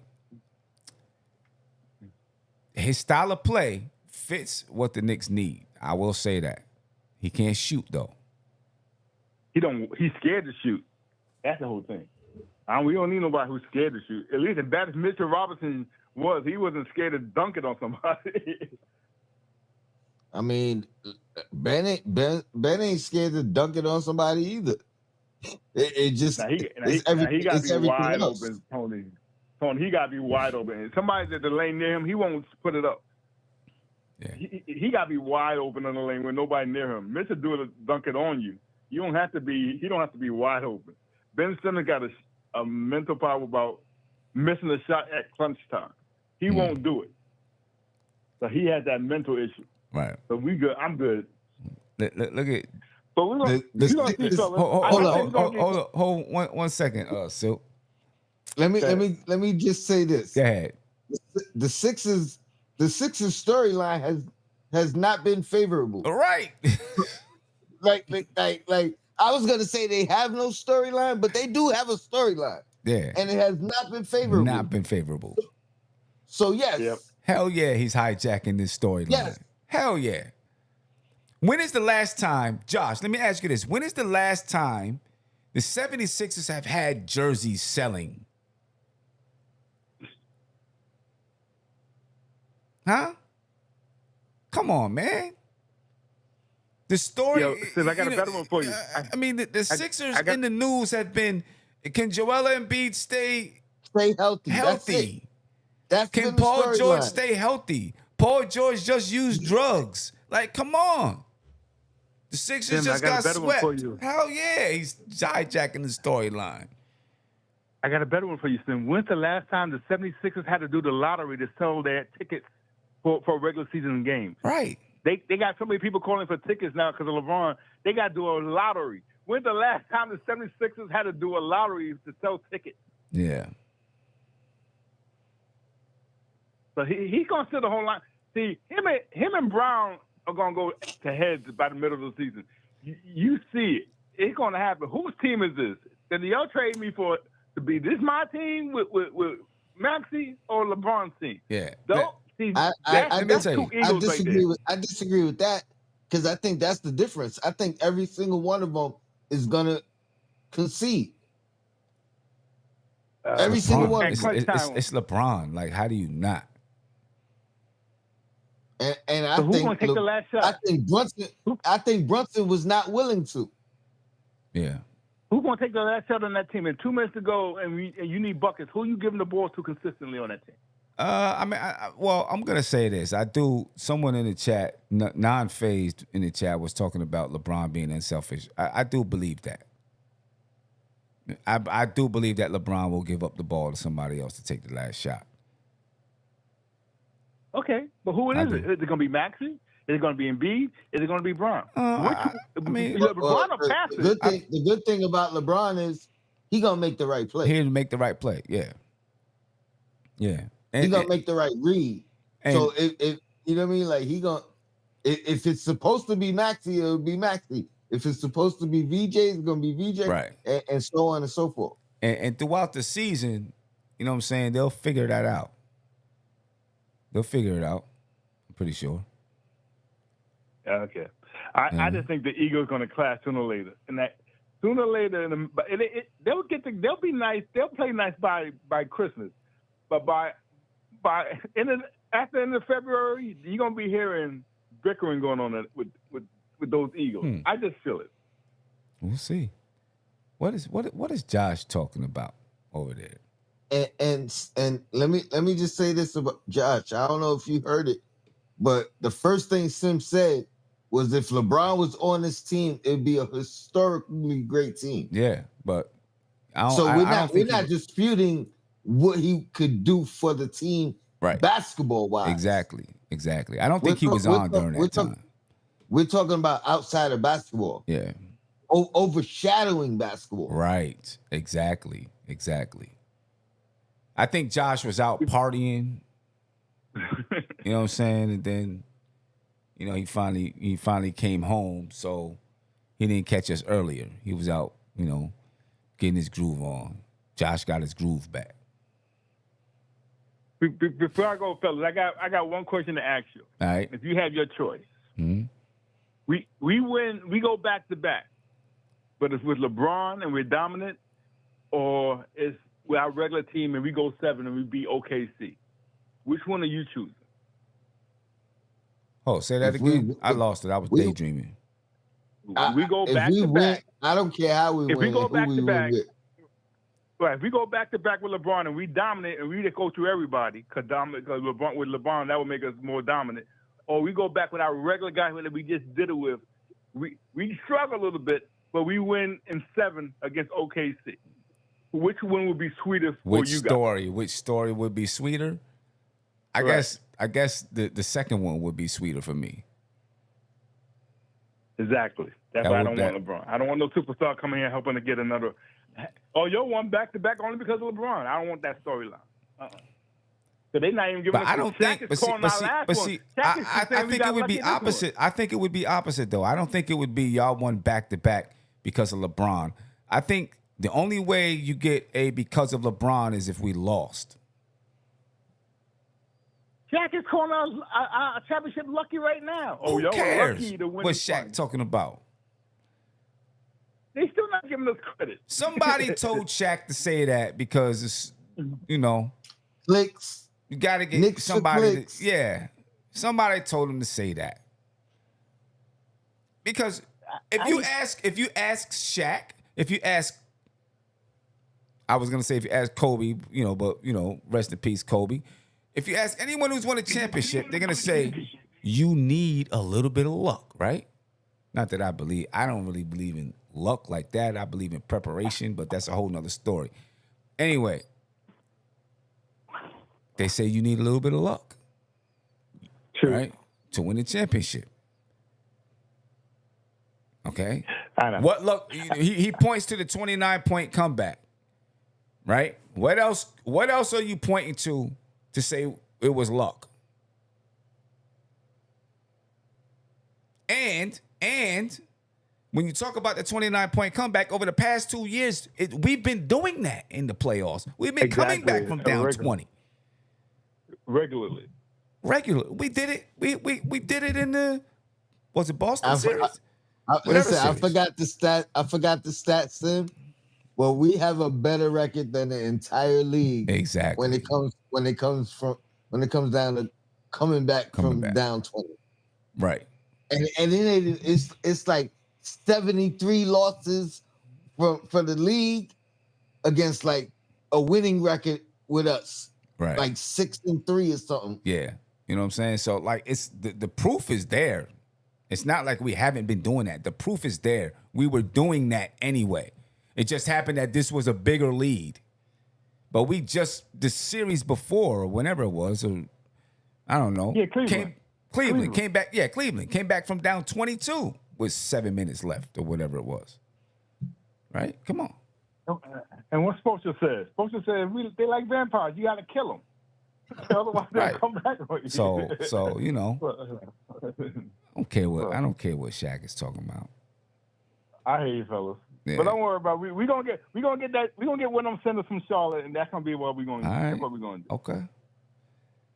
No doubt. Silk, I appreciate you, man. You better get back with your wife before she gets mad. Don't worry about it, man. I wear the pants in the house. So let me sit there quiet. All right, y'all. All right. Later. That's championship confidence right there. Word. Championship swag. Oh boy. I don't know what Josh is talking about though. Josh is like, so what do you mean? So where's the hijacking coming from? What is y'all definition of hijacking? We're not talking about hijacking the basketball game. Exactly. We're talking about hijacking the spotlight, hijacking all of that stuff. You know what I mean? And I think Leon Rose and the team did not want that. I don't even know if it was Leon Rose, even though I don't think they like conscious of it like they want the spotlight, because obviously they don't, but they would have been hijacking some of the front office shine. Yeah. You know what I mean? Like it wouldn't have been like, oh, they was able to get LeBron for, you know what I mean? Like it would have been, right. oh, LeBron went to the Knicks. Right. You know what I mean? Like right. So it's that kind of hijacking. It's not that Jalen Brunson and them guys are just, oh, we want all the attention. It's not that. You know what I'm saying? It's that we just accomplished something and we have this team attention. Okay, Jalen Brunson's the leader. We have this team attention, though, and now we're going to bring in someone who's going to have cameras coming around with them. You know, all the media is going to go talk to this guy. What does LeBron think? What does LeBron think? What does LeBron think?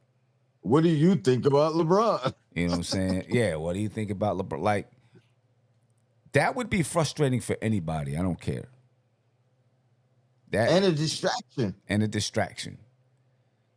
And a distraction, because we just did this we just won a championship as a team. I mean, this would be LeBron's last 2 years, most likely, in the league. So now you're talking about his last year being a freaking tour around the NBA and all of that stuff. You know what I mean? That type of, that's a great story for LeBron. A lot of money for the Knicks. The players may not like it as much because it's not one of their own.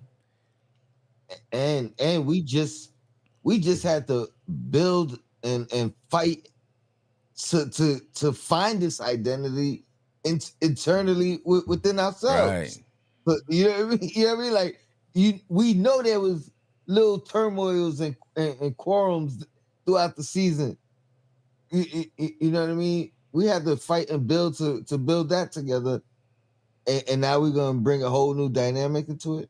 So Josh said, neither of y'all can definitely explain this hijacking theory we're talking about. We just explained it. Did he hijack the Lakers? Yes, he did. I mean, from the beginning, from the time that he got to the Lakers, the story was, will LeBron play with his son? And then when his son was eligible to be drafted, he played with him in LA. It was still LeBron's story. And what are you talking about? Let's keep it real. You know when he decided to leave, when he no longer was the spotlight of the story in LA. Exactly. Because now we have a new spotlight to talk about. Exactly. And we still gonna talk about you, but we're gonna talk about the dynamic. We're gonna talk about whose team is it. We're gonna talk about the changes of the guard. Yep. You know what I mean? Like it's not the same dynamic. Exactly. It was now, and again, he hijacked the offseason. Let's keep it a buck. You know what I mean? Like he hijacked the offseason. You got the commission. You got the commissioner talking about like, yo, hurry up and make your decision so I can make the schedule. Word. Like, Come on. Again, we're not saying this through any. He's not oblivious to it. You know what I mean? Because it's gonna be that whether he's playing into it or not. But he plays into that shit. Yeah, hell yeah. Part of the listen, LeBron. Do I think he would have been good on the Knicks? Yes. I'm not saying he wouldn't have, and I supported it. I actually talked myself into it, right? I supported 100%. it.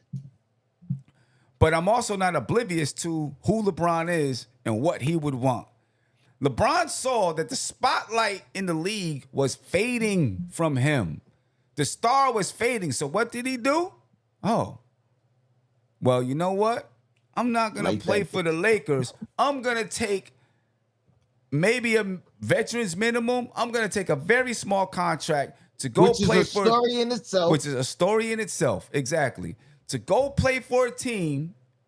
And so now I'm going to have the entire league competing for me because I may play for a veterans minimum. So now the entire league is competing for my services.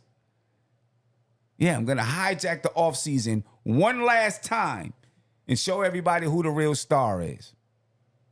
And then I'm going to go to a team, and because I join up with a super team, the story's going to be on me.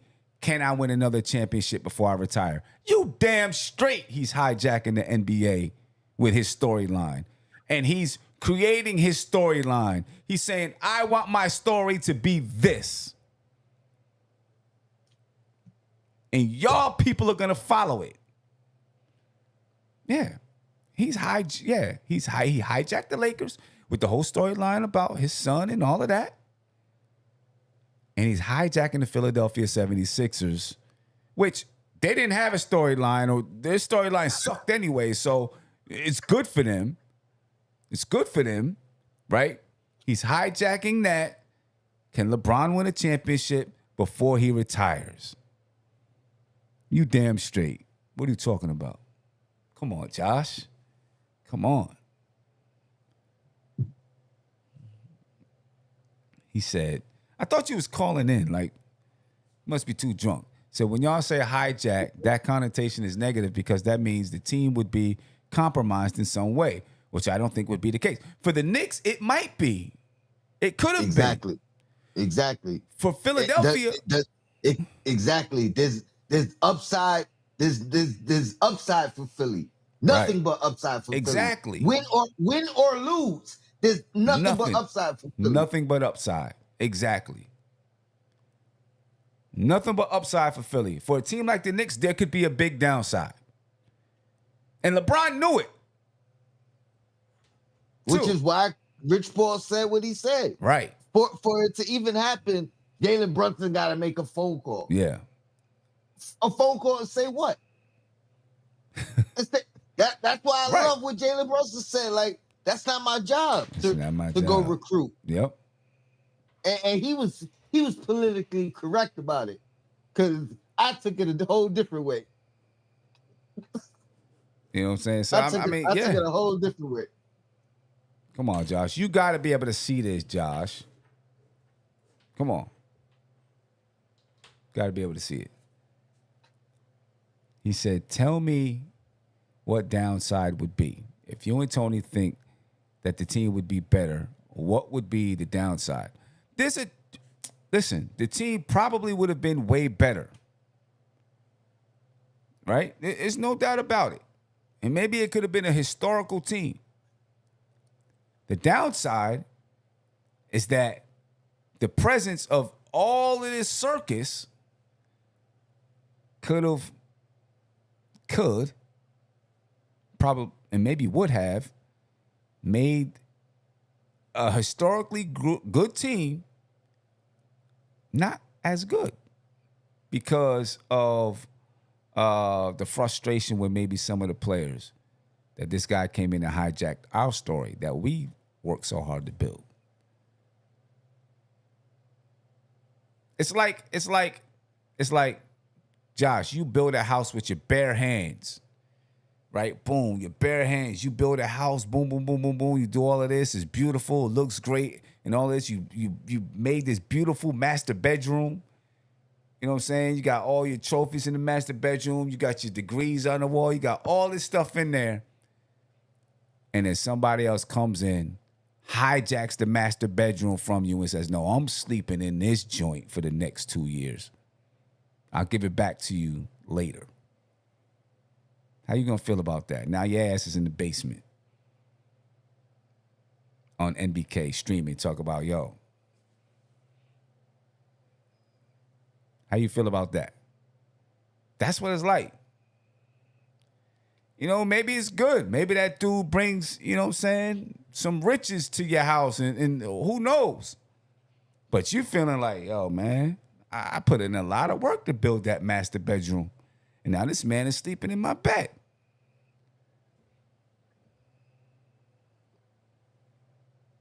You know what I mean? There's something to be said for that because when LeBron is gone, you still got to have your team,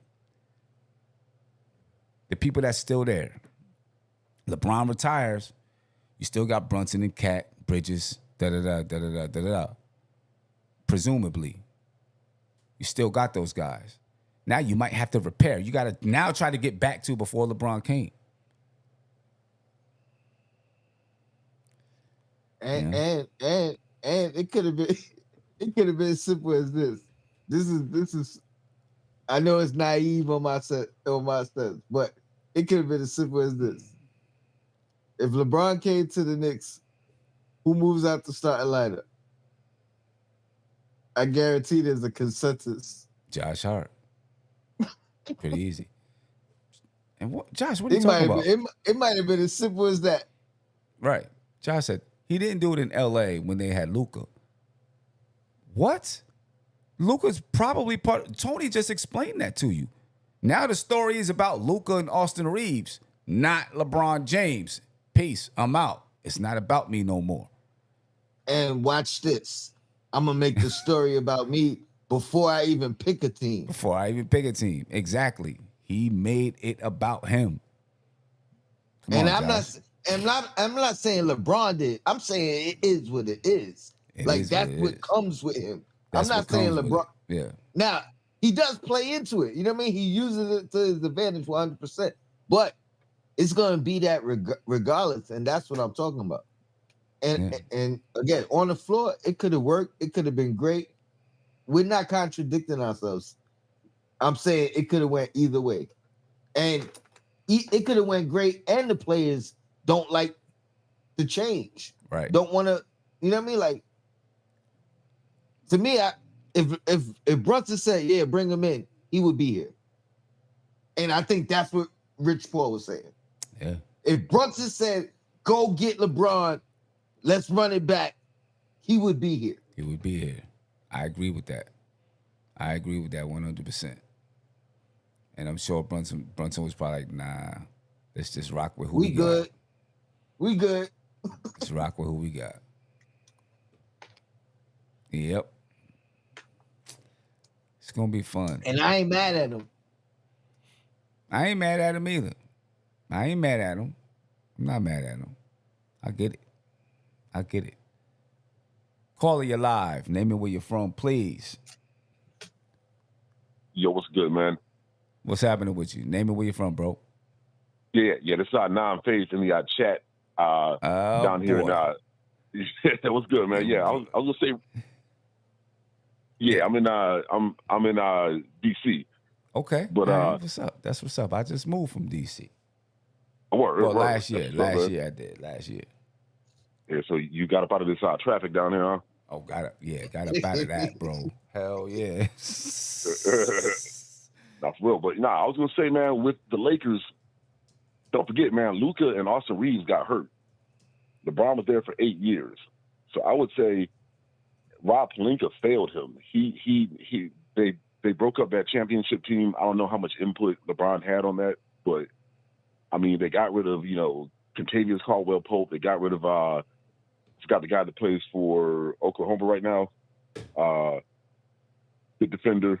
He went to Chicago first, then he went to Oklahoma.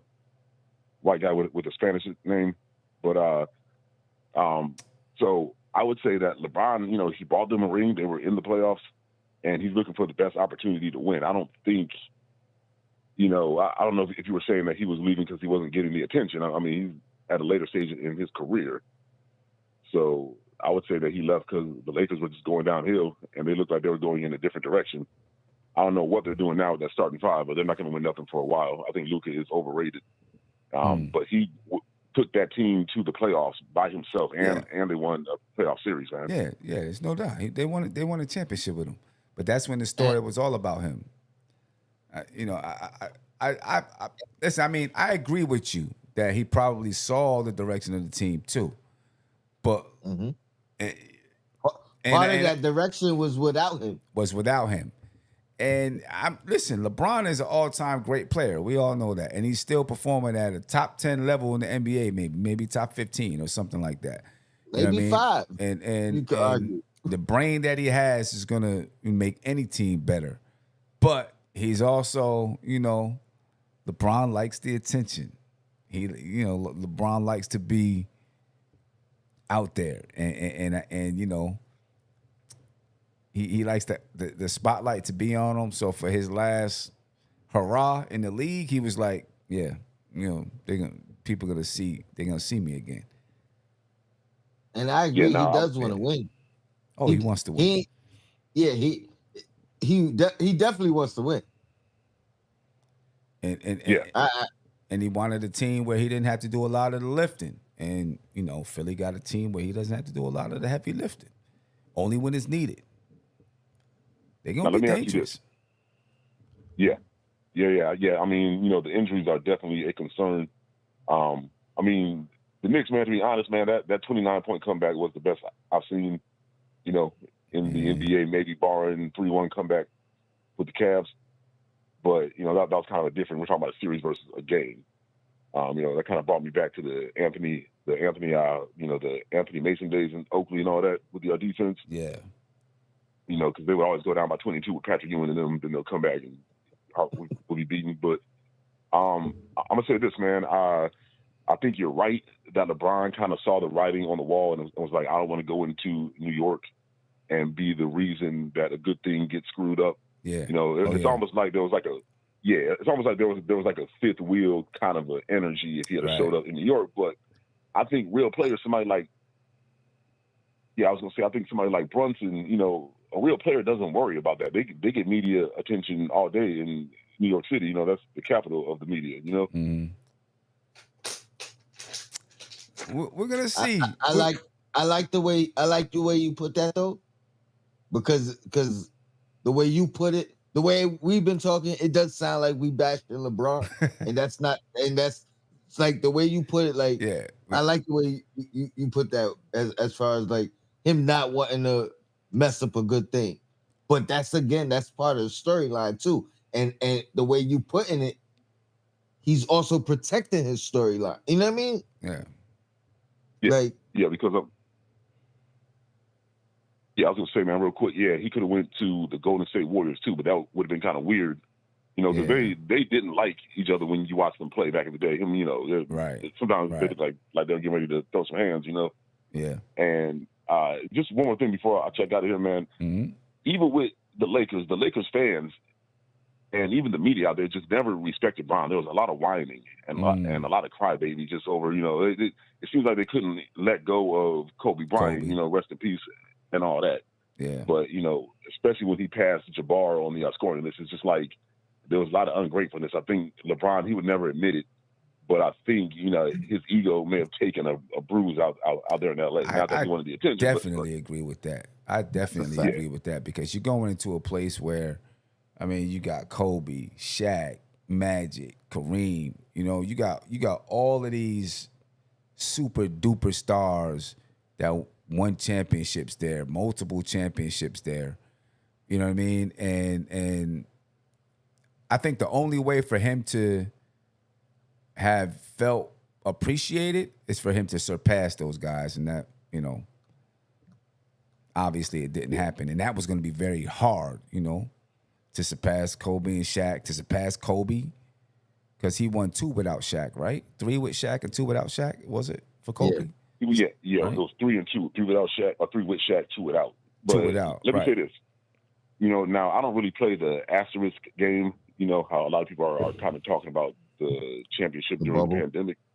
But I will say this: referee Tim Donaghy did say one of those series against Sacramento with the Chris Webber Kings. Yeah. That they called it that was one of the games that he cheated in, and that was one of the years that the Lakers won it. So you want to say one of those rings don't count? I don't like saying stuff like that, but that's kind of part of the game right there. I mean, the way I feel, I remember that. Listen, series. I remember that. Listen, if the Knicks would have won the championship in the bubble, I wouldn't have cared. Everybody played in the bubble, so right. Yeah, no championship. I wouldn't have cared. Yeah, all day. No, that was another one of the Laker fan thing. So I think that had more to do with Kobe, man. But Yeah. a good show, man. I'm gonna check out, man. Nah, I appreciate you, man. Thank you for joining us. Hopefully, you know, the Knicks and Philly gonna play a lot of games this year. We'll be looking forward to hearing from you. Yeah. I'm kind of torn, man. You know, I got family from y'all side. I got family from my Bronx side, man. So I'm kind of caught in the middle, man. You know? Yeah. I could tell there was some Nick love in there when you talked about Mason. You know what I mean? Yeah. So, Word. No doubt. Well, man, it's 2:40. I'm about to head to sleep. Man. I didn't know I was gonna be on for 2 hours, but that's cool. Be on for 2 hours. Yeah. Hopefully we, you know what I mean, we knock another one out this weekend. Yeah, for sure. No doubt. But yeah, man, it felt good though. It didn't feel like 2 hours. Nah, it surely didn't. Surely didn't. So glad you back. You know what I mean? Yeah. I had one like 2 weeks ago. I gotta get back on it too. But yeah, man, good show. No, ladies and gentlemen, we're up out of here. We appreciate you. Before you go, you know, just go to nbkfam.app and you can cop one of these El Gato of the Garden shirts right here with Cat. A couple other joints up there. The Brunson one is real super dope. So go check those out. Anyway, we're up out of here, folks. Be peaceful. One. This is NBK, nothing but Knicks. When Sim passed the assist, you know that it's #1 show that breaks down the game. If you can't play defense, stay out my way. Dribble the ball, come down the lane. 5 seconds on the shot clock, who gon' win us the game? You wanna hear Nick updates and trade rumors? Post-game reviews, this the place you tune in. So tell a friend just to keep the ball moving. Like the page if you feeling the movement. Every game we coming to win. Give us a sub like a player that came off the bench.